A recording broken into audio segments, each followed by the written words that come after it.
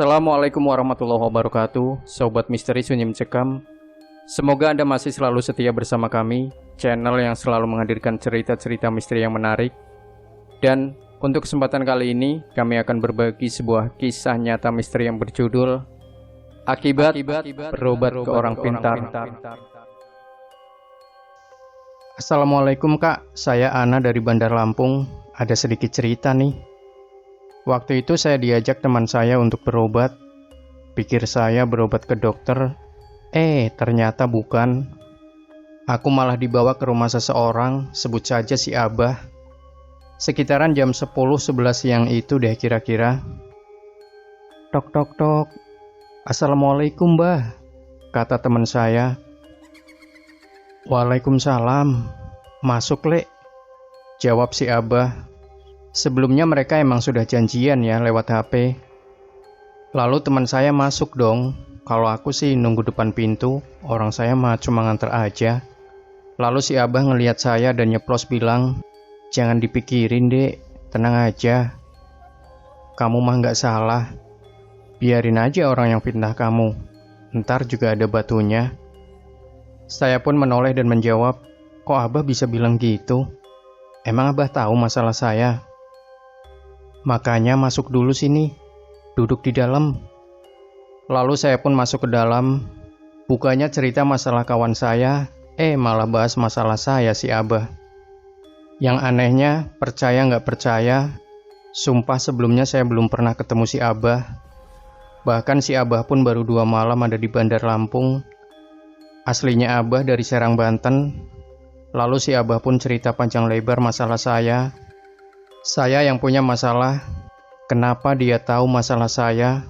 Sumpah deg-degan. Saya heran kok bisa dia tahu masalah saya.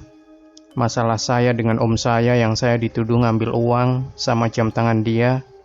Si Abah tahu. Terus masalah saya disukai sama om-om alias laki-laki yang sudah beristri. Dia juga tahu. Bahkan saya punya pacar gak direstui pun dia tahu. Ya Allah, kuasamu memberikan si Abah kelebihan sungguh luar biasa. Lalu si Abah pun bilang, "Mau sembuh gak kamu dari kiriman temanmu itu?" Hah? Kaget dong saya. "Emang dikirim apa saya, Bah?" Tanya saya. "Guna-guna," kata si Abah. "Kamu gak sadar kalau teman kamu ada yang jahat sama kamu, saking polosnya kamu.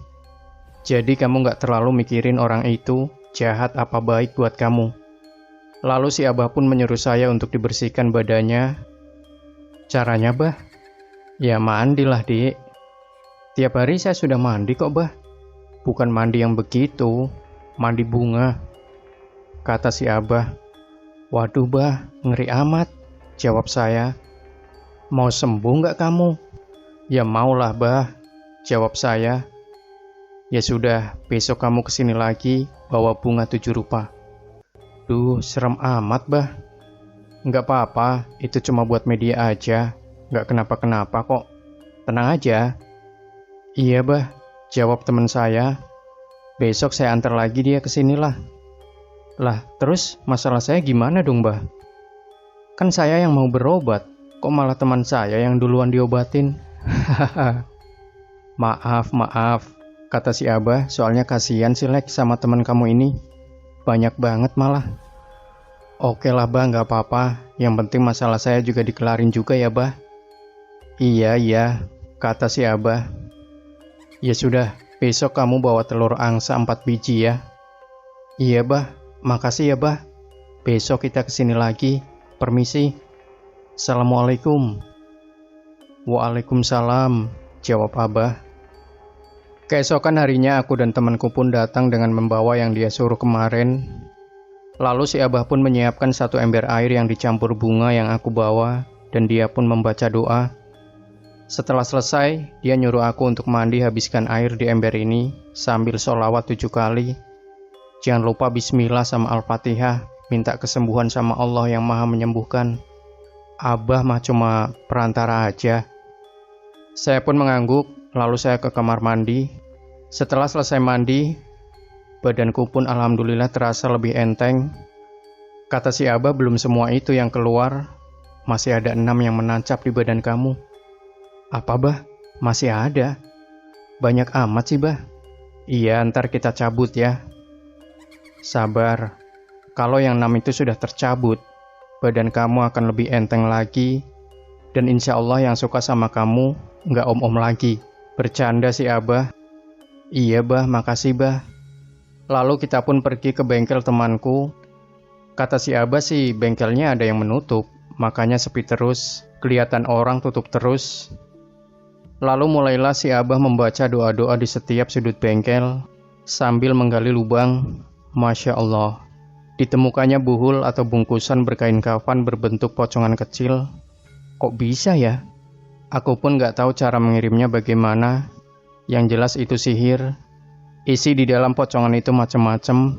Ada rambut, tulang hewan, silet, sama botol kecil yang berisi minyak apa aku juga gak tahu. Oh ya, gunanya si telur tadi dikubur di sudut-sudut bengkel. Yang ditemukannya si buhul tadi gunanya untuk memager. Kata si Abah biar gak ada gangguan untuk kedepannya. Setelah selesai urusan bengkel, lalu melanjutkan urusanku yang belum selesai. Aku pun disuruh duduk sambil sholawat. Si Abah mengusap-usap punggung sambil membaca doa-doa.